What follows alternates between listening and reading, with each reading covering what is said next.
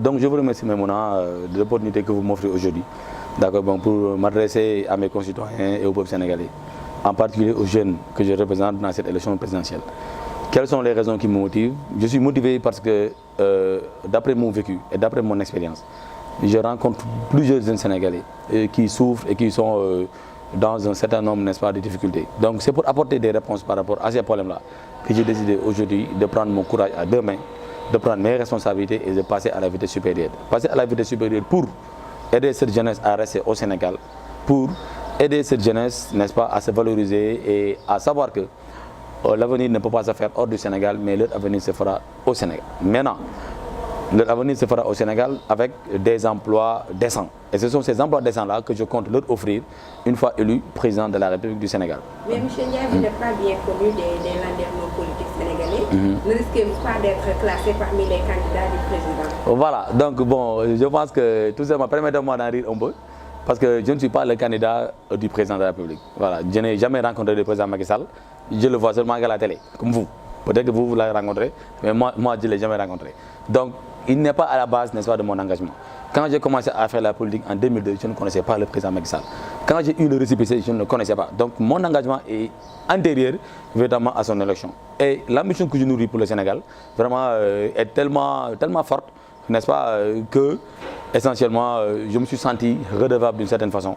Et c'est cette redevabilité-là que j'exprime à travers, n'est-ce pas, cette candidature qui, aujourd'hui, est la candidature de la jeunesse et une candidature qui est très bien appréciée d'ailleurs parce que dès l'instant, depuis que j'ai lancé l'initiative, je ne peux pas vous dire le nombre de jeunes au niveau national et international qui m'interpellent par Internet, par Facebook, via les réseaux sociaux et qui, n'est-ce pas, manifestent leur soutien parce que tout simplement, ils ont vu, n'est-ce pas, quelqu'un qui a le courage et qui est vraiment apte par rapport à son vécu et à son cursus de leur apporter, n'est-ce pas, une aide vraiment substantielle. Donc c'est la raison pour laquelle je me suis engagé, n'est-ce pas, dans cette course présidentielle.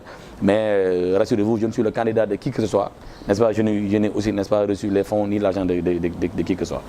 Il y a le parrainage qui est un obstacle à franchir pour être candidat réellement à la présidentielle. Comment comptez-vous vous y prendre? Voilà. Bon, le parrainage, moi je pense que ce n'est pas un obstacle. Au contraire, c'est une opportunité aussi qui nous est offerte.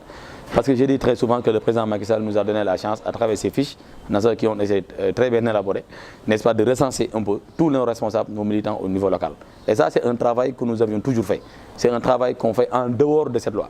Donc, tout simplement, aujourd'hui, on est dans une phase, n'est-ce pas, de collecte. Et dès demain, n'est-ce pas, nous allons parcourir les 19 communes d'arrondissement de Dakar, n'est-ce pas, être en jonction avec nos responsables sur le terrain, n'est-ce pas, densifier tous les mouvements, les associations et trucs pour qu'on puisse avoir le maximum. Et je pense que ce sera une tâche plutôt facile. Pourquoi?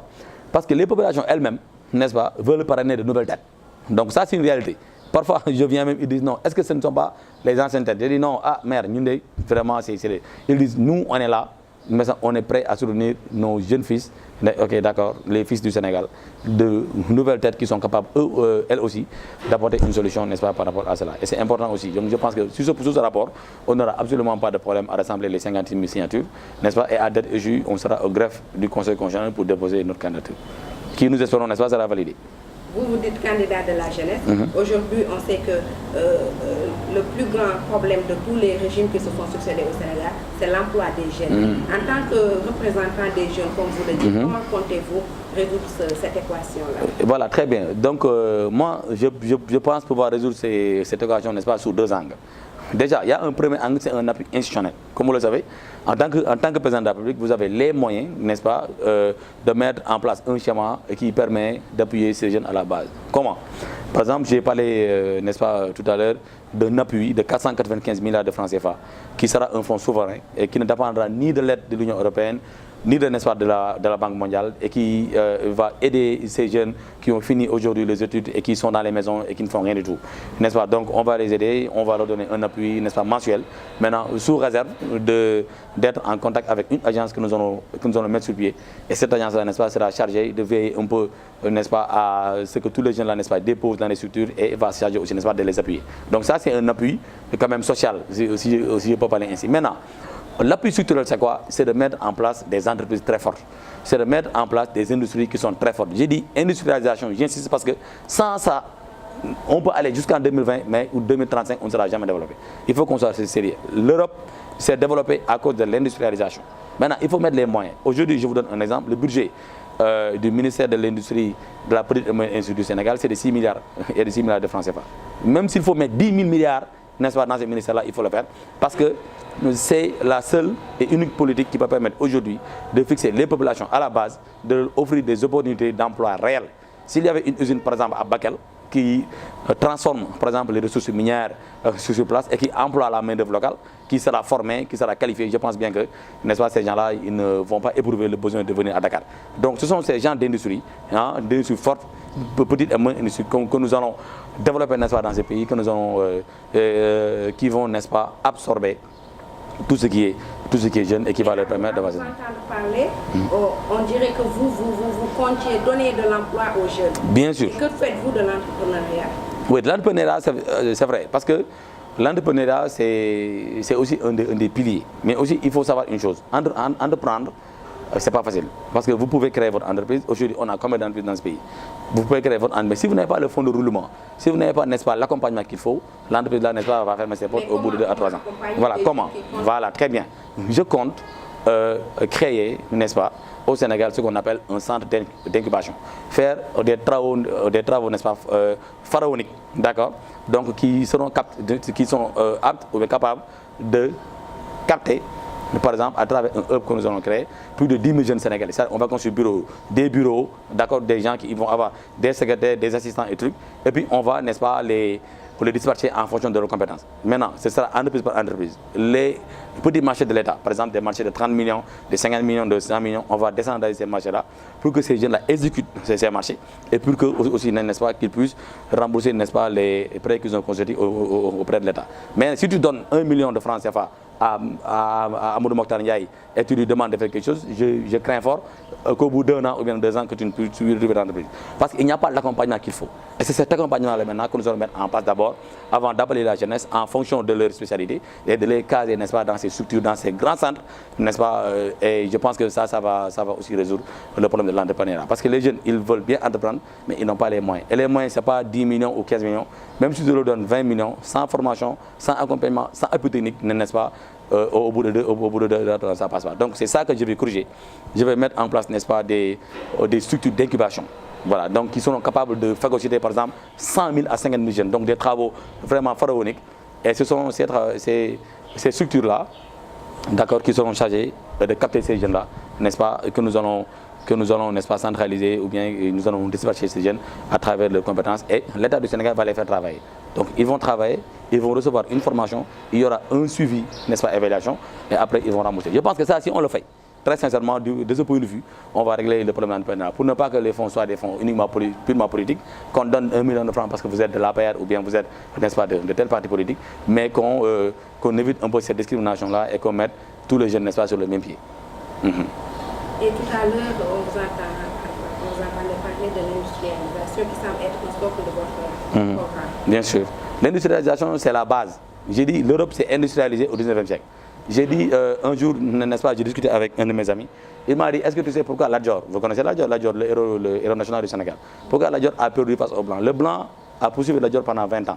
Mais le blanc avait des armes sophistiquées. Lat-Dior avait, n'est-ce pas, ce qu'on appelle un fusil artisanal. Donc tu tires et tu attends 5 minutes avant, n'est-ce pas, de recharger. L'Europe, si Lat-Dior disposait des canons et des fusils, des mitrailleuses, je pense bien que, n'est-ce pas, aujourd'hui, on ne ferait pas de plan ici. Donc pour montrer l'importance de l'industrialisation, donc c'est très important. Il faut que l'économie passe d'une économie primaire, agraire, n'est-ce pas, à une économie fortement industrialisée, qui est apte et vraiment qui est capable d'absorber, n'est-ce pas, tout ça. Et c'est très important. Oui. Et c'est très important. Tant qu'on n'aura pas franchi ce gap, le Sénégal ne sera jamais développé. Parce que maintenant, vous allez dans les régions, vous voyez que la pauvreté, n'est-ce pas, est galopante, parce qu'il n'y a pas d'activité industrielle. Maintenant, c'est renforcer le tissu industriel, renforcer l'activité industrielle, aider les entreprises qui sont en difficulté, okay, d'accord, à se restructurer. Et Inch'Allah, ça, si on le fait au bout de 2 à 3 ans, je pense que, n'est-ce pas, qu'on aura réglé beaucoup de problèmes. Et on se rend compte aussi que le régime actuel cible beaucoup une politique sociale. Vous, en tant que candidat, que prévoyez-vous de faire sur le plan social? Voilà, bon, moi je pense que, vous savez, moi je suis libéral.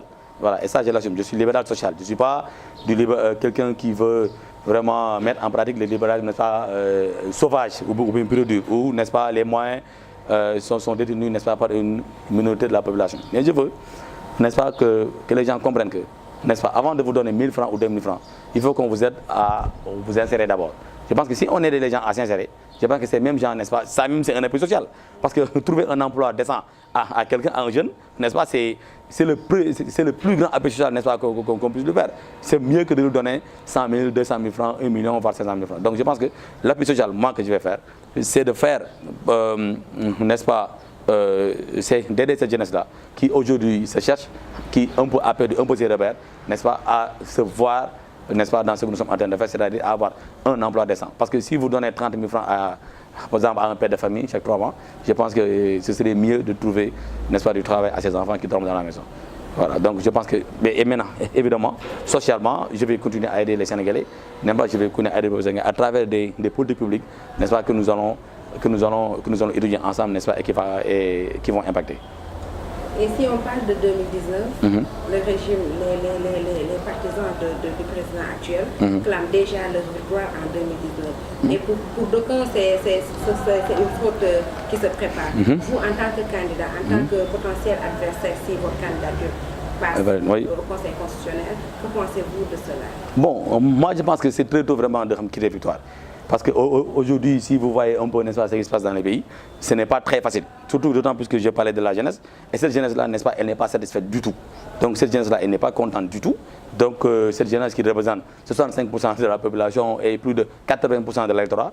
Donc je pense qu'il y a vraiment un travail à faire. Et c'est vraiment trop tôt de quitter la victoire et des trucs. Donc je pense que quand même que ce sera vraiment, ce ne sera pas une part de plaisir pour le président David. Ce sera très chaud parce que n'est-ce pas, tout le monde va s'impliquer. Nous aussi, nous ne serons pas en reste. On va mobiliser toute la jeunesse du Sénégal de A à Z et nous allons jouer un rôle extrêmement important. Voilà, donc ce ne sera pas une partie de plaisir pour eux. Mais n'a-t-il pas beaucoup de chance si on voit que pratiquement tous ces potentiels candidats qui pouvaient vraiment peser devant lui sont écartés? Bon, je pense que... De Khalifa Sall, voilà, et de Karim Wade, entre autres. Voilà, très bien. Bon, moi je pense que sur ce plan-là, il faut un peu relativiser. Parce que, comme on dit, parfois tu dois relativiser un peu. Je pense que les gens ils doivent relativiser un peu. Parce qu'il y aura toujours, n'est-ce pas, un candidat. Le président Macky Sall ne peut pas être, n'est-ce pas, le seul unique candidat en 2019. Ça, je pense que ce n'est pas possible. Donc, très certainement, le Conseil constitutionnel ne va valider, n'est-ce pas, les candidatures d'autres personnes. Et je pense que si les Sénégalais ne sont pas satisfaits de sa gestion, bon, ils vont se retourner, n'est-ce pas, vers cette personne-là. Donc, je pense que même si Khalifa Sall et Karim Wade, n'est-ce pas, ne sont pas dans la course, Amadou Mokhtar Ndiaye est dans la course, M. X est dans la course, Mme Y est dans la course. Donc, je pense que sous ce rapport-là, bon, mais les Sénégalais n'auront pas, vont toujours avoir l'opportunité, n'est-ce pas, de voir quelqu'un d'autre qui leur propose aussi quelque chose, n'est-ce pas, qui peut les aider, n'est-ce pas, à évoluer dans ça. Mais effectivement, pour l'opposition, cette validation-là, c'est une farce. Parce que, par exemple, le président pourrait faire de telle sorte que ces 20 adversaires ne puissent passer et que ceux qui vont passer ne pourront pas... Oui, bon, ça c'est l'appréhension des gens. Comme on dit, bon, c'est une réflexion un peu philosophique. Je pense que même si ces gens-là ne passent pas, je dis qu'il y aura toujours des fils du Sénégal qui vont proposer un programme au Sénégalais. Bon, de toute façon, ça, je pense que ce sera au peuple, n'est-ce pas, d'en décider. Voilà, parce que ça va se passer dans les urnes. Et puis les gens, ils vont voter, ils vont écouter, ils vont suivre la campagne. Ils vont voir, n'est-ce pas, les candidats défiler sur le jeu. Et puis eux, ils vont choisir. Maintenant, si le peuple sénégalais choisit encore de reconduire le président Macky Sall, il n'y a pas de souci, il n'y a pas de problème. Mais nous, même au-delà même de cette élection de 2019, nous inscrivons un peu dans une dynamique, n'est-ce pas, futuriste. Parce que tout simplement, au-delà de 2024, vous savez que le président Macky Sall ne peut plus briguer un 3e mandat. Et maintenant, mais c'est nous qui allons être là. Donc, les gens qui ont 75 ans, ils ne vont plus aussi, n'est-ce pas, pouvoir être candidats. Je pense à Tanor, je pense à Niasse et autres. Donc, c'est que le renouvellement de la classe politique va se faire inéluctablement. Et c'est à partir de ce moment-là que nous sommes en train de nous préparer par rapport à cela. Donc, c'est nous qui allons gérer le Sénégal dès demain. Et c'est la raison pour laquelle nous avons commencé le travail dès maintenant. Donc on ne va pas attendre en 2022-2024, n'est-ce pas, pour dire qu'on est là. Donc il faut qu'on propose quelque chose d'abord et que si ce n'est pas 2019, ce sera 2024. Donc 2019, c'est un réchauffement, pas réellement une opportunité d'être... Non, c'est une opportunité. Non, c'est juste que je veux vous dire que par exemple, que 2019 n'est pas une fixation. C'est-à-dire qu'au-delà même de 2019, je suis un homme politique sénégalais qui s'inscrit dans ça. Donc je vous ai dit, on va continuer à faire la politique parce que c'est une conviction. Et au-delà même de 2019, si je ne peux pas être président de la République, et je pense bien que si ma candidature est reçue et acceptée par le Conseil constitutionnel, que la jeunesse du Sénégal va me lire. Ça, c'est une conviction. Si je suis sûr que je n'allais pas avoir, par exemple, 50%, je n'allais jamais faire la politique. Je suis sûr que la jeunesse va prendre ses responsabilités, la jeunesse va prendre mon bulletin et va mettre ça dans les urnes. Et ça, c'est très clair. Voilà. Et si votre candidature ne passe pas au Conseil constitutionnel, à qui sera ce potentiel de pareil d'électeurs? Bon, de toute façon, on verra. Voilà, je ne peux pas vous dire exactement ce qu'on compte faire, mais quand même, il y a toujours des options et des alternatives. Bon, en politique aussi, il ne faut jamais dire jamais. À chaque fois, c'est des consultations, c'est des tractations et tout. Donc, on va essayer de voir, n'est-ce pas, avec qui cheminer. Mais sachez que nous allons jouer un rôle extrêmement important dans cette élection présidentielle de 2019. 30 millions pour la caution. Un budget qui parle de campagne déjà pour le parrainage et aussi pour la campagne présidentielle proprement dite. C'est un fonds considérable qui est derrière Amadou Mahtar Ndiaye. Voilà, donc j'ai répondu vraiment quand même à cette question-là. Donc j'ai dit encore que le président Macky Sall n'est pas derrière moi. D'autant plus que je ne l'ai jamais rencontré, personnellement. Voilà, donc je taquinais tout à l'heure quelqu'un, je lui disais, voilà, je taquinais tout à l'heure quelqu'un, je lui dis que c'est ma femme qui est derrière moi. Donc, et on a rigolé tout ça. C'est-à-dire qu'il n'y a pas une personne aujourd'hui. Si ce ne sont les jeunes du Sénégal qui m'ont fait confiance, qui m'ont investi et qui savent que je suis le meilleur répondant pour solutionner les difficultés. Voilà. Et maintenant, nous allons essayer de voir, ça c'est notre cuisine interne un peu, n'est-ce pas, comment est-ce qu'on va faire pour rassembler cet argent, avec qui on va aller. Un parti politique aussi, c'est des dons, c'est des legs et tout ça. Donc on a eu à faire un certain nombre de travail et je pense très très bien qu'on pourra participer. Votre message aux Sénégalais, sur qui vous comptez pour être? Voilà, donc vraiment, je m'adresse au peuple sénégalais. Cette élection présidentielle, ce n'est pas une petite élection, c'est une élection extrêmement importante pour le Sénégal. Il y a des intérêts miniers, pétroliers et gaziers énormes. Le Sénégal ne doit pas arrêter le coche. C'est l'occasion aujourd'hui de mettre à la tête du pays un jeune citoyen sénégalais qui a de l'expérience, qui a de l'expertise et qui a l'amour de ce pays et qui aujourd'hui, n'est-ce pas, est apte à vous donner ce que vous cherchez depuis 1960.